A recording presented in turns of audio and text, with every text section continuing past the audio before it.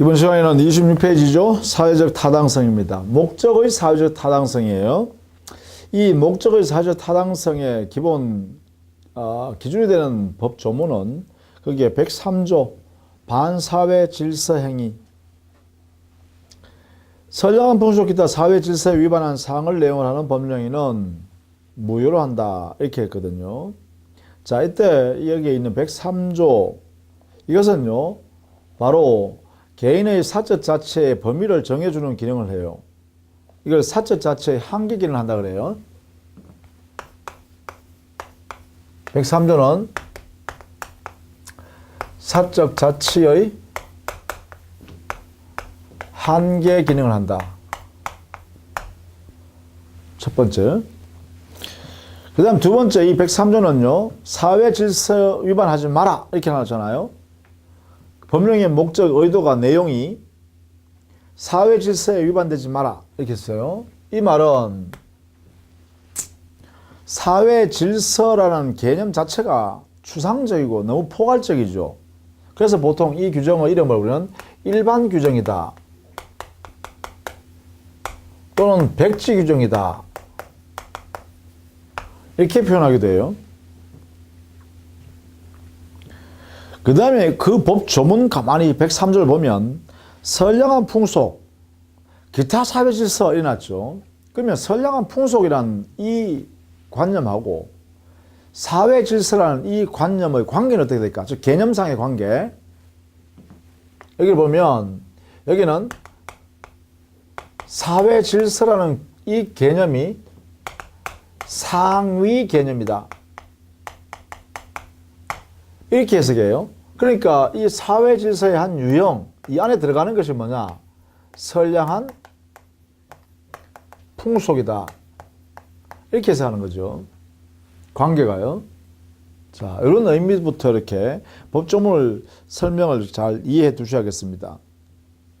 자, 문제는 뭐냐면 이 사회 질서라는 개념이 너무나 추상적이어서 정확히 어떤 것인지가 분명하지가 않습니다.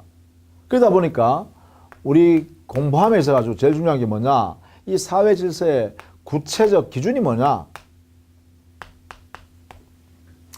이 구체화라 그러죠. 이 구체화가 필요합니다. 이게 필요해요. 그래서 이 구체화를 하는 것이 뭐냐? 바로 판례겠죠, 판례. 우리 교재 27페이지 이하에 이러한 구체적으로 유형화해 놓은 그 내용이 정리되어 있어요. 여기 보면 동그라미 1번 첫 번째, 정의관에 반하는 행위를 하게 되면 사회질서 위반이다. 이랬죠? 정의관에 반하지 마라. 이런 이야기잖아요. 이 정의관이라는 것은 바로 정의라는 자체가 범죄 행위에 이루어지면 안 된다는 것이죠. 범죄와 관련되면 안 된다. 뭐 이런 이야기입니다. 그래서 여기 보면 도박 자금이나 밀수 자금으로 쓰려고 돈 빌린다. 그 돈 빌려주기로 서로 합의하면 이건 뭐예요? 범죄 행위를 도와주는 거잖아요. 이게 범죄와 관련된 거죠. 그래서 무효가 됩니다. 그 다음에 니은에 부척관계 종료를 해줬고 나는 증여계약. 이거는요, 부척관계를 계속 하자고 하는 거잖아요.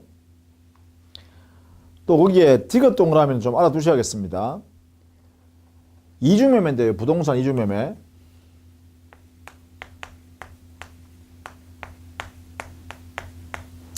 부동산 이중매매에서요. 제2매매 계약이 이게 우리 민법 103조 사회질서에 위반되어서 무효가 되는 경우가 있어요. 이게 무효가 되는 경우가 있어요. 이렇게 무효.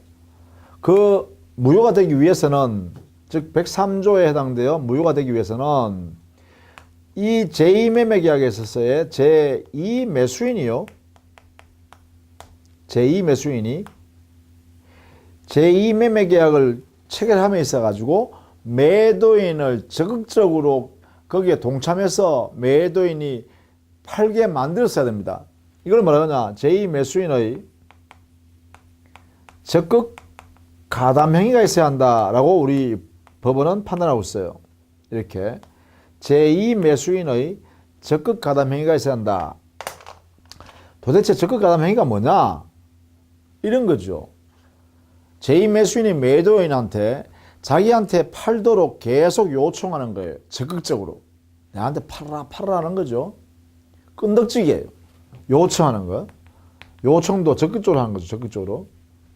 또 자기한테 팔도록 유도하는 것, 권유하는 것, 회유하는 것, 자기한테 팔도록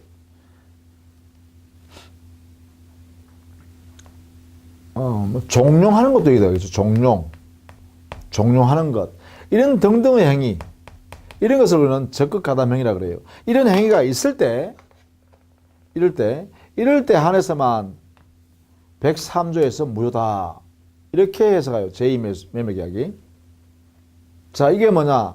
요게 해서 제2매매계약이 범죄행위가 된다 이 말이죠. 배임죄, 배임적 매매가 된다는 거죠. 범죄인 배임적 매매가 된다. 그래서 이때는 예외적으로 무효가 돼요. 예외적으로. 그 예외가 뭐냐? 바로 이게 있을 때입니다. 그걸 꼭 알아두셔야겠죠. 그 다음에 리얼 경매 입찰을 담합해버리면 이 공정거래를 못하게 하는 거죠. 공정거래 질서를 해치기 때문에 무효가 되죠. 뭐 이런 식으로 범죄와 관련되는 것들입니다. 쭉 살펴보시면. 그 다음에 두 번째 보면 구체적 기준이 윤리관에 위반되지 않아야 한다. 윤리관을 제시하고 있어요. 뭐 사회윤리, 가정윤리 이런 게 있겠죠. 예컨대 모자, 동거 못하게 하는 그러한 약정,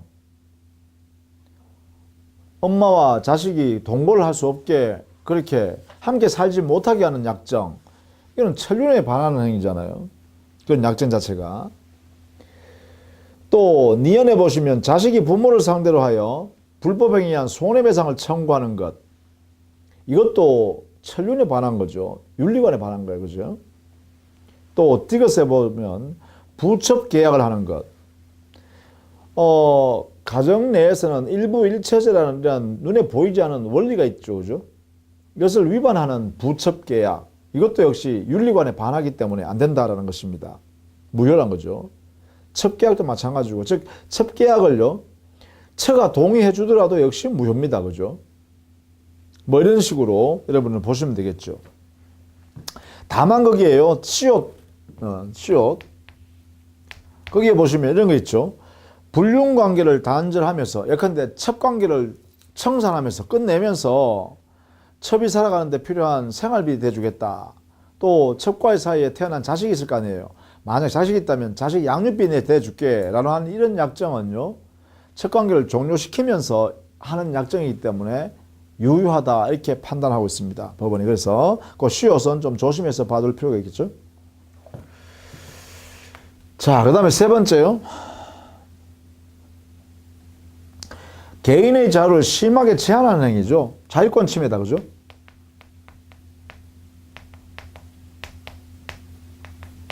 자유권을 침해하는 그러한 약정, 무효란 것이죠.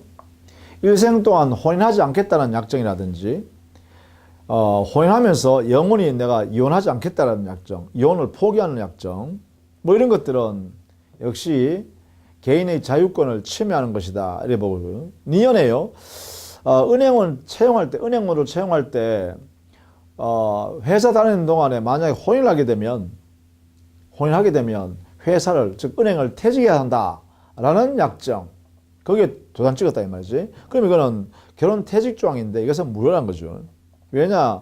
혼인의 자유라는 자유권을 침해하기 때문에 그렇습니다. 다만 거기에 디귿을 좀 봐주시죠. 디귿. 그 디귿에 보면 이래 놨죠. 해외 연수 후에 일정 기간 회사에 근무하여야 한다. 왜냐하면 해외 연수할 동안에 뭐예요? 교육을 시켜줬단 말이야. 회사에서.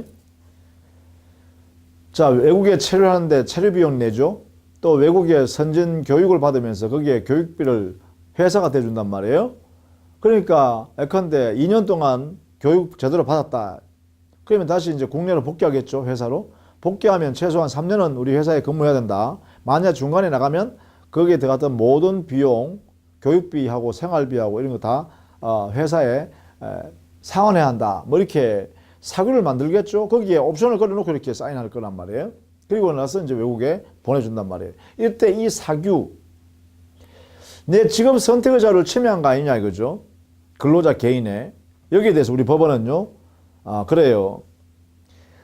3년 동안 퇴직하지 못한다. 다른 내용으로 반드시 3년 동안은 최소한 그 회사에 근무해야 한다.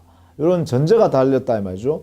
이거는 근로계약 기간을 제한하려고 하는 약정이 아니고요.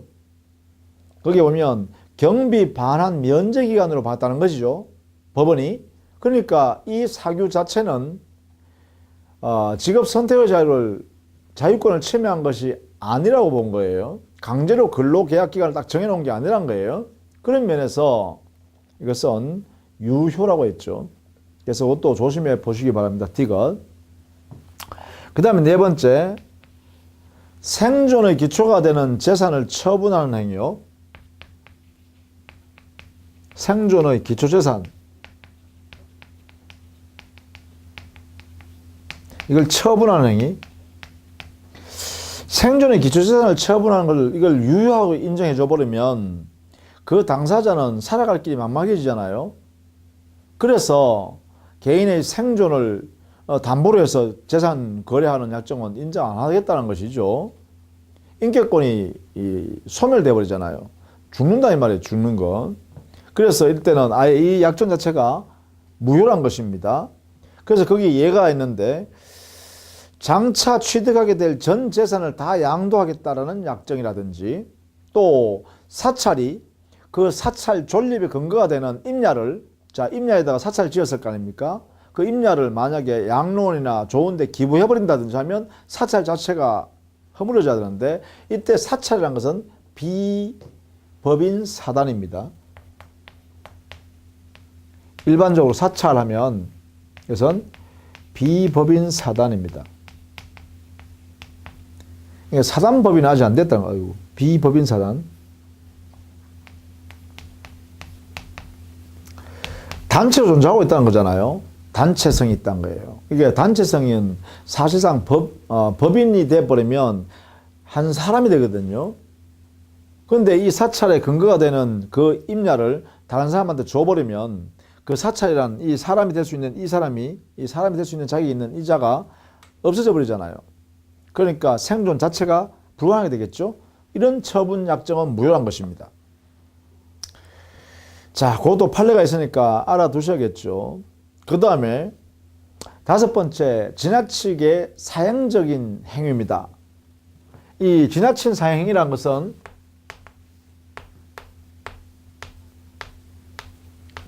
보통 도박을 말하죠. 도박행위. 이 사행이라는 것은요. 지나치게 도박적인 행위는 인간의 근로욕을 소멸시키죠. 그러다 보면 사람이 나태해지고 사람이 나태해지면 그 사회를 구성하는 이 구성원들이 다 나태해질 수 있잖아요. 이게 놔둬버리면 그죠? 이러한 행제만 노리게 되면 사회가 운영이 안 된다는 거예요. 사회가 허물어져요. 그래서 이 사행 행위에 있어서는 권리 의무 관계를 인정하지 않겠다는 거예요. 무효로 인정해서. 그래서 거기에 기억해 보면 도박자금 대여하는 계약, 도박자금 뻔히 쓴다는 거 알면서 돈 빌려주겠다라고 약속하면 그거 뭐예요? 도박죄, 범죄행위와 관련되기도 해요. 그죠? 다만 거기에요. 니연 동일하면 또 알아두셔야겠어요. 니연. 도박상의 채무자가 도박을 치다가 외상 도박했어요. 그런데 져버렸네요. 그래서 그러면 그 외상 도박했으니까 도박 채무가 발생할 거 아니에요. 그죠? 자, 당해 도박 채무자가 도박 채권자 이긴 딴 사람 있죠? 그 사람한테 그 채무 이행을 위해서 도박 채무를 이행하기 위해서 그 도박 채권자한테 야, 내 그 뭐 건물 이거 네가 좀 대신 좀 팔아주라. 내가 대리권 줄 테니까 네가 대신 팔아가지고 팔면 다른 사람한테 제3자 팔면 그 대금에서 네가 돈 변제받아가 나오고 나머지는 내한테 돌려주라.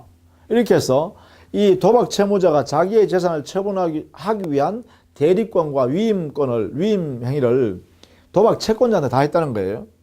그러면 도박 채권자는 도박 채무자로부터 변제받기 위해서 대리권을 받아가지고 제3자와 대리권 행사를 하겠죠. 매매계약을 할 거란 말이에요. 자, 이때 말입니다. 이 도박 채권자한테 위임계약과 수권행위에 한 대리권이 존재하는가라는 문제입니다. 여기에 대해서 우리 법원은요, 도박 채무는 무효다. 도박 채권 채무 관계는 무효다. 사회질서 위반이니까, 여기 상행이니까.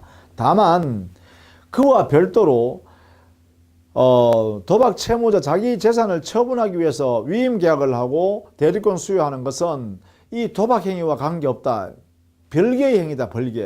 별개니까 위임 계약 유효하고 대리권 수여하는 행위도 유효하다는 거야. 그렇다면 도박 채권자라는 사람은 수임인의 지위가 생기고 대리권이 발생한다는 거야.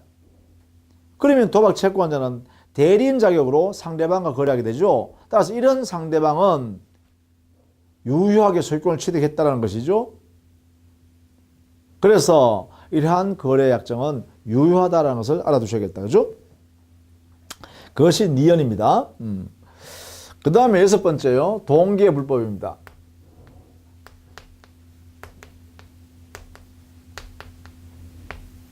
이 동기의 불법은요, 예를 좀 알아두셔야겠어요. 예. 법률행위, 여기서 불법이라는 의미부터 먼저 알아야겠네요. 여기에 불법이라 하는 것은, 이것은 바로 사회 질서에 반하는 행위를 불법이라고 해요. 사회 질서에 위반되는 것을 불법이라고 그래요. 그래서 결국은 민법 103조에 해당되는 것을 말하겠죠. 그런 의도겠죠. 그런 의미를 말합니다. 불법할 때. 그냥 여기 불법만 딱 쓰면 사회질서 위반, 이것을 의미합니다. 뭐가 사회질서 위반이냐면 동기가 사회질서 위반인데, 그러면 동기가 뭐냐? 동기라는 것은 당해 법률행위를 하게 된 원인입니다. 법률행위를 하게 된 원인, 뭐 이유요. 이것을 우리는 동기라고 합니다. 동기. 그럼 이런 거죠. 자, 만약에 말이죠. 우리가 동기 없이 거래행위 하는 일은 없잖아요. 뭐 이를 예를 들면 동기라는 거 이런 거란 거죠. 예를 들면 그린벨트에 있는 토지가 그린벨트 해제된다라는 내용으로 자기가 인식해서 그러면 저 땅 사야겠다라고 내한테 그 토지 내한테 10억에 파실래요? 라고 하면 이 살려는 매수인은 10억에 살려고 한 이유가 뭐예요? 이유가 뭐예요? 그린벨트가 해제된다니까 이거죠. 그러면 그린벨트 해제된다는 이거는 뭐예요? 내가 살 의도를 갖게 된 이유죠. 그래서 바로 그린벨트 해제된다는 사실, 이게 동기가 되는 거예요. 그 매매 계약에서는. 그죠? 또 이럴 수도 있죠. 만약에 말이죠. 아파트 가격에, 아파트가 가격이 푹 떨어질 것 같아. 그러면 가격이 떨어질 것 같으니까 어떻게 해요? 지금이라도, 아파트만 처분해버리자, 5억에. 그래서 매도인이 말이죠. 매도할 사람이 자기가 아파트가 가격이 떨어질 것 같다라는 자기 그 생각 때문에 내가 5억이면 내가 아파트 팔게라고 했을 때요. 그러면 아파트 팔겠다는 이 의사를 표시했을 때 그 이유가 뭐예요? 동기가 뭐예요? 왜 그런 의도를 가졌어요? 바로 아파트 가격이 폭락할 것 같으니까. 이게 동기가 되죠. 그러면 매매계약에서요. 아파트 매매계약 5억에 했다 이렇게 할 때는 그 매매계약 이 자체가 법률행위잖아요. 아파트 가격이 폭락할 거다. 이거는 전혀 관계없잖아. 법률에 관계없죠. 매매계약과 아무 관계없어요. 그죠? 별개라 별개. 즉 아파트를 팔게 된 이유란 거죠. 이걸 동기라 그래요. 그러면 동기 불법 이걸 붙여버리면 어떻게 될까? 자, 그 동기 내용이 사회 질서에 위반된 내용이 들어가더란 거예요. 그러면 어떤 거냐? 그래서 여기 예를 알아들어간 거예요. 그래서 여러분이 이 예를 잘 알아두셔야 됩니다. 예. 어떤 것을 말하냐? 동기의 불법이 이런 거죠. 도박을 하려고 하면 도박 장소에 있을 거 아닙니까? 그러면 도박꾼들이 말이죠. 도박꾼 중에 대표 한 사람이 좀 외딴 집에 소유자한테 가서 또 그 집이 가보니까 비어 있네요. 외딴 집이. 소유자를 만나서 야, 너 그 비어 있는 외딴 집 있잖아. 그거 내한테 15일간만 좀 빌려줄래? 대신 내가 15일간 빌려 쓰고 내가 100만 원 줄게. 15일 동안 쓰는 비용 100만 원 줄게 이랬어요. 그래서 임대인이요. 그러니까 건물주죠. 집주인이 그래 빌려줄게 이렇게 하면 어떻게 돼요? 두 사람 사이에는 당의 그 외딴 집에 대하여 둘이가 임대차 계약이 이루어지죠. 그 차임은 15일 그 동안에 얼마 주기로 했어요? 100만 원의 차임 지급하기로 하고. 이렇게 이게 임대차 계약이죠. 그런데 그 임대차 계약이 왜 하였다고요? 도박하려고 했죠. 도박하는 것, 이게 뭐예요? 임대차의 동기였죠? 그런데 도박은 뭐예요? 사회질서 위반이잖아요. 도박. 그렇죠? 그러니까 사회질서 위반한 내용이 동기다. 그죠? 이걸 우리는 뭐라 한다? 동기의 불법이라 합니다. 그러면 보세요. 임대차 계약하는 거 하고 도박한다는 거 하고 이건 별개죠. 별개예요. 그러다 보니까 우리는 동기의 불법이 있을 때 당의 법률행위의 효력은 이렇게 묻겠죠? 유효입니까? 무효입니까? 이렇게 묻겠죠? 자, 그러면 우리는 원칙적으로 어떻게 해야 돼요? 원칙은 그래요. 동기는 그 사람 개인의 머릿속에만 있는 거잖아. 오로지 그죠? 그러니까 원칙적으로는 임대차 계약 그 자체는 유효해야겠죠? 왜 한 사람의 의도는 마음속에 들어있는데 그걸 알 길이 없잖아요.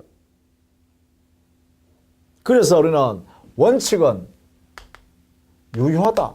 이게 원칙이에요. 그럼 이거는 뭐예요? 이거는 무효다라고 하는 것은 예외적으로 무효가 되겠죠? 그래서 이게 예외적으로 무효되는 사유가 뭐냐 이 말이죠. 요 사유를 알아둬야 돼요. 동기의 불법 때문에 이 법률행위가 예외적으로 무효가 되는 것, 어떤 경우에 무효가 되냐? 요것을 알아둬야 돼요. 여기에 우리 법원에 판단이 있다 이 말이에요. 그 판단은 이렇게 했네요. 우리 법원이 그 불법한 동기가 상대방한테 표시되었거나, 그러니까 그 외딴 집을 빌리러 온 사람이요. 야, 내가 당신 그 외딴 집 내가 좀 빌려 쓰자. 15일 동안 내 빌려주면 내가 100만 원 주겠는데 내가 거기 도박 좀 해야겠는데. 이렇게 표시했다는 거예요. 표시했는데 그 임대할 사람이 주인이요. 보니까 겁이 나요. 사람들이 시커먼 놈들이 많이 와가지고 그래 하니까 겁이 나요. 그 자리에서 뭐 했다고요? 그래 내가 빌려줄게 이렇게 했다는 거죠. 빌려줄게 했지만 뭐예요? 무효라는 거예요. 다른 말로 하면 빌려줄 의무가 없다는 거예요. 임대차 계약은 했지만 빌려줄 의무가 없다는 거야. 이게 뭐예요? 표시했기 때문에. 불법한 동기가 상대방한테 표시했기 때문에 그것은 무효인 법령이다 이 말이에요. 그런데 표시 안 했더라도 무효가 되는 경우가 있어요. 그게 뭐냐면 불법한 동기가 이미 거래 상대방에게 그대로 다 알려져 있더라 이 말이죠. 이걸 뭐라냐? 상대방에게 알려진 상태일 때는 이래요. 이런 경우에는 표시하지 않아도 표시한 거 똑같잖아요. 그러니까 이때는 무효로 취급해야겠죠. 자, 요 부분을 반드시 알아둔다. 무효인 경우요. 자, 그것이 여러분 교재예요. 29페이지에 있다. 거기에 도박장 운영하기 위해서 건물 임대차한다. 도박하기 위해서 돈을 빌린다. 살인을 하기 위해서 무기를 매수한다. 뭐 이런 것들이 전부 다 뭐예요? 동기의 불법의 형태인데 원칙은 그 거래행위라는 법령에는 유효가 되지만 다만 무효가 되기 위해서는 거기 판례 꼭 알아두십시오. 니언의 세 번째 줄에 있어요. 동기가 표시될 뿐만 된 경우, 표시된 경우 뿐만 아니라 상대방에게 알려진 경우에는 사회질서 위반한 법령으로 취급해서 무효다. 이렇게 해석한다는 거죠. 자, 그 다음에 7번째 우리 민법에요. 104조에 불공정한 법률행위를 한 경우에도 무효로 취급하거든요. 무효인 행위가 돼요. 자, 불공정하다는 것은 폭리를 취하는 법령이에요. 폭리행위예요. 폭리행위. 즉 일방이 사회적으로 용인될 수 없는, 사회적으로 허용되지 않는 이득을 혼자 독식하는 거예요. 이걸 폭리라고 그래요. 그러면 사회적으로 용인되지 않으니까 뭐예요? 이 행위도 역시 사회질서 위반의 모습이죠. 따라서요, 우리는 104조 불공정한 법령이란 것은 민법 103조의 예시 규정이다, 이렇게 해서 할 수 있다는 거죠. 자, 이런 정도로 여러분이 좀 알아두시자라는 것입니다. 기타 행위 뭐 이런 거는 여러분 한번 읽어보시기 바랍니다. 자, 이때요 30페이지 가보시죠. 반사회적 법률행 효과는 어떻게 되죠? 효과.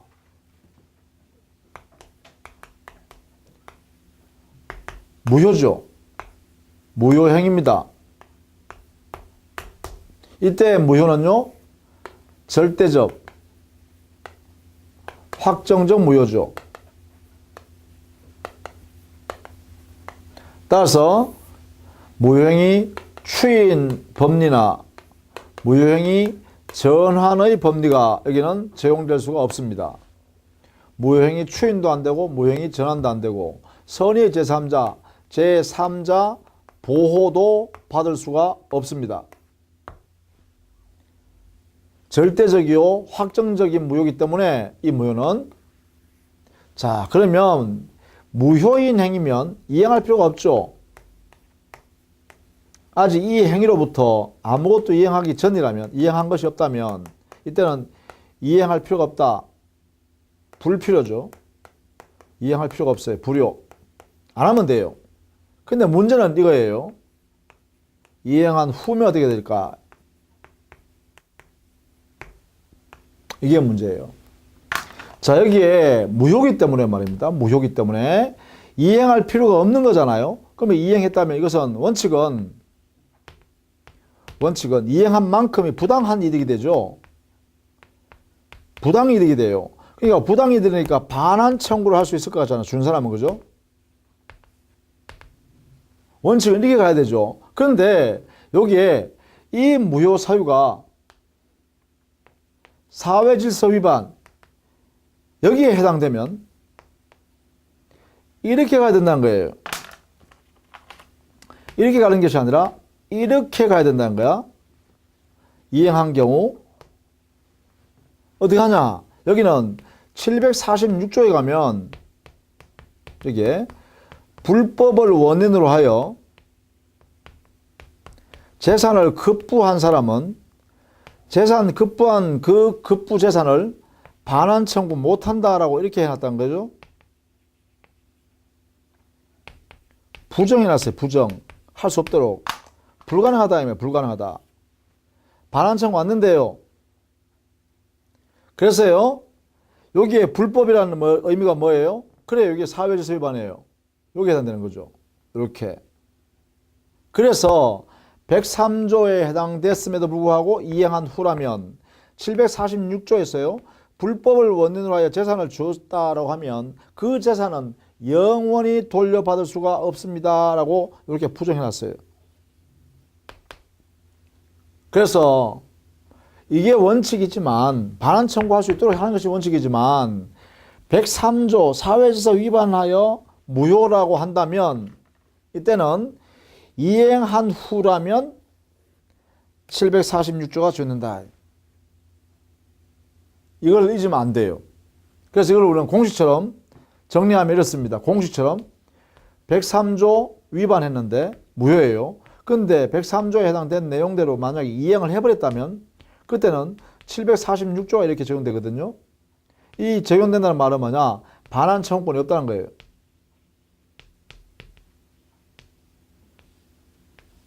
여기에 이행한 경우. 자, 이거는 하나의 공식이다. 이렇게 보시면 돼요. 이렇게요. 103조에 의하여 사회질서 위반이라는 사유 때문에 무효야.